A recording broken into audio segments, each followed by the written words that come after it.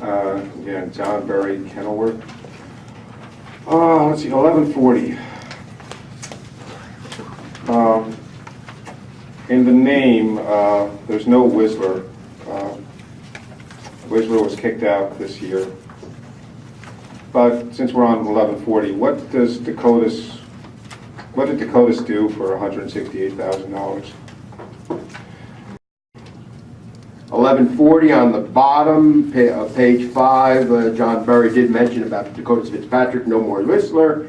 He stepped down from there because he's indicted with Wayne Bryant on a kickback scandal.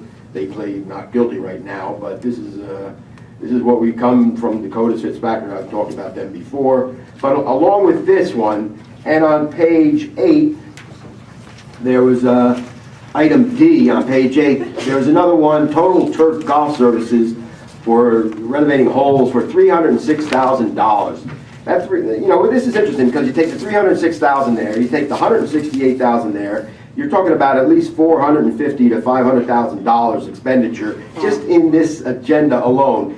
And yet you were talking about closing Oak Ridge Golf Course because they lost $400,000, and yet you're just spending money on these golf courses. And you were all worried that you lost $400,000 on Oak Ridge, and so you had to close it.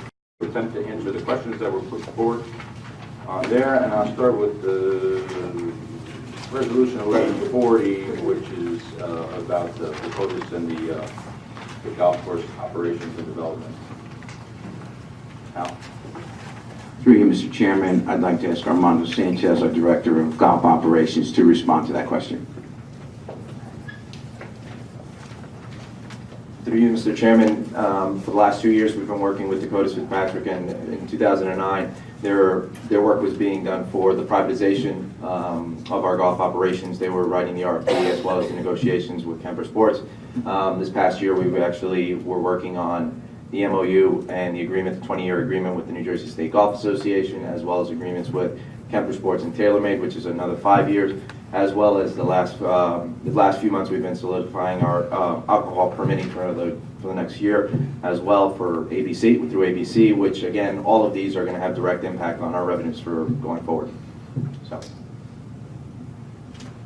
Second thing on the DeCotiis getting $168,000. I don't know behind the scenes negotiations may have taken a while and all, but getting a liquor license, you kind of think you might have somebody in the organization who could do that, but what do I know?